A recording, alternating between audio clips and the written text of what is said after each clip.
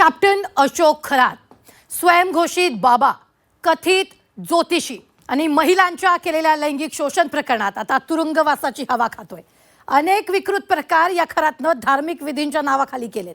अशा या किळसवाण्या व्यक्तीचे काही नेते मात्र दिवसांपर्यंत पाय धुत होते.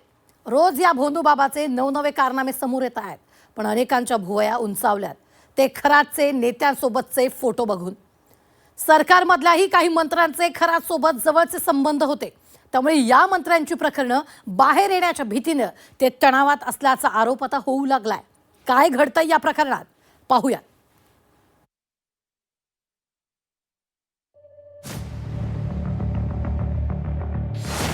लैंगिक शोषण करणारा भोंदू बाबा अशोक खरात. राज्यातले दिग्गज नेते स्वयंघोषित बाबाच्या दारात. उपमुख्यमंत्री एकनाथ शिंदे, शिवसेनेचे माजी मंत्री दीपक केसरकर, शिवसेना युबीटीचे आमदार मिलिंद नार्वेकर, राष्ट्रवादी शरद पवार पक्षाचे ज्येष्ठ नेते जयंत पाटील, राष्ट्रवादी शरद पवार पक्षाचे खासदार निलेश लंके, महिला आयोगाच्या अध्यक्षा रुपाली चाकणकर, या सगळ्या नेत्यांचे अशोक खरातसोबत फोटो सोशल मीडियावर व्हायरल झाले आहेत. भोंदू बाबा अशोक खरातचे रोज एक कारनामे समोर येत असताना एकेका नेत्यासोबतचे फोटोही समोर येत आहेत. याचा अर्थ खरातच्या दरबारात मोठ्या नेत्यांची उडबस असल्याचंही स्पष्ट होत आहे. आधीच महिला आयोगाच्या अध्यक्षा रुपाली चाकणकर यांच्या खरातसोबत असणाऱ्या कनेक्शनमुळे राज्यातलं राजकारण तापलंय. त्यातच आणखी काही नेत्यांसोबत खरातचे फोटो समोर आल्यानं त्याचं राजकीय वजन सुद्धा अधोरेखित झालंय. त्यातच संजय राऊतांनी खरातसोबत मंत्रिमंडळातल्या 9 मंत्र्यांचं कनेक्शन असल्याचा धक्कादायक आरोप केलाय.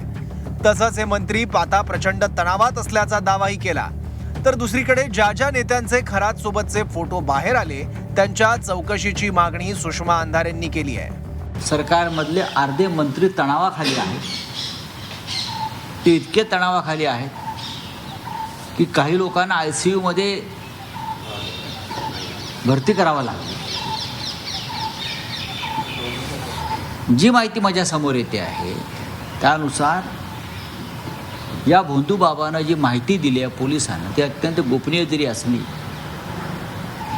तरी महाराष्ट्राच्या सध्याच्या मंत्रिमंडळातले 9 मंत्री हे या भोंदू बाबाचे नियमित भक्त होते आणि त्यांच्याकडे जाऊन रेग्युलर काही अत्यंत घृणास्पद प्रकारचे विधी करत होते. एकनाथ शिंदेंचा पूजा करतानाचा फोटो नक्की आहे. एकनाथ शिंदेंचा तिथे इंटरफिअर होता अशीही गोष्टी पुढे येत आहेत.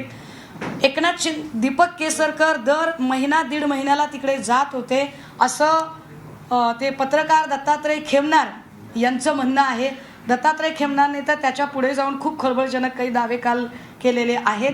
हे सगळं जर बघितलं तर मला असं वाटतं की या सगळ्यांना जे पॉलिटिकल सो कॉल्ड लोक आहेत या सगळ्या लोकांना तपासण्याची जबाबदारी ही गृह खात्याची आहे. त्यामुळे हा प्रश्न मला विचारण्यापेक्षा गृह खाते किती हिंमत दाखवेल एकनाथ शिंदेचे CDR तपासण्याची. तर केवळ खरातसोबत फोटो आहेत म्हणून मंत्र्यांना दोषी मांडणं चुकीचं असल्याचं नवनाथ बन यांनी म्हटलं. तसंच प्रताप सरनाईकांनी लोकप्रतिनिधींनी अशा लोकांच्या अवतीभोवती जायचंच कशाला असं म्हणत माझा तरी फोटो खरातसोबत नाही असं म्हटलंय. मला वाटत नाही की महाराष्ट्रातला एकही मंत्री अशा पद्धतीनं भोंदू बाबाला थारा देईल किंवा भोंदू बाबाच्या अशा गैरकृत्याला साथ देईल. कुठल्याही मंत्र्यांनी भोंदू बाबाच्या गैरकृत्याला साथ दिलेली दिसत नाही. तथापि या प्रकरणामध्ये सखोल तपास करण्याचं काम पोलिसांच्या माध्यमातून सुरू आहे. यात जर का काही तथ्य आढळलं तर निश्चितपणे त्याच्यावर कारवाई होईल. परंतु एखादा मंत्री त्या भोंदू बाबासोबत फोटो आहे म्हणून लगेच त्या मंत्र्यांवर कारवाई करा असं होत नाही.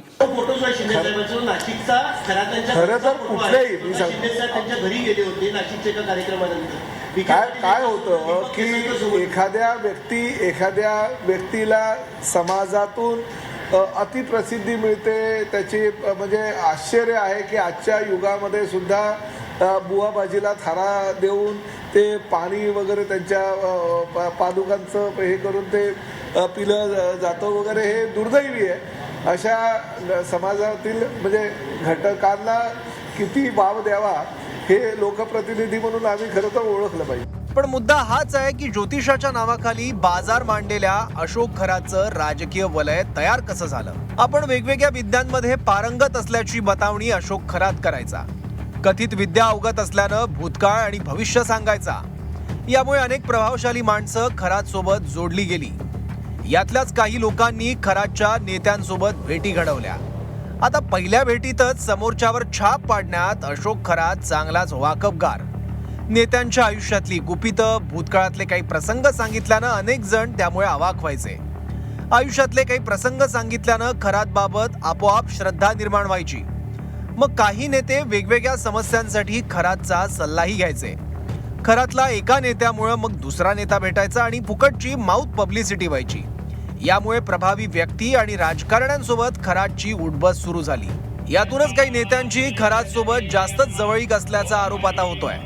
बऱ्याचदा पॉलिटिकल लायझनिंगसाठी सुद्धा अशी माणसं राजकारण्यांच्या उपयोगाची असतात. असले भोंदू बाबा अनेक गोष्टींमध्ये मेडिएटर म्हणून सुद्धा काम करतात. अर्थात हे काही नवीन नाहीये, पण इथे मुद्दा खरातनं केलेल्या लैंगिक शोषणाचा आहे. त्यामुळे खरातच्या राजकीय कनेक्शनवरून राजकारण तापतंय. पण या निमित्तानं राजकारण्यांनी सुद्धा आपण कोणाला भेटतोय, कोणाला गुरु म्हणतोय, कोणाला मोठं करतोय याचा गांभीर्यानं विचार करणं गरजेचं आहे. ब्युरो रिपोर्ट, झी 24 तास, मुंबई.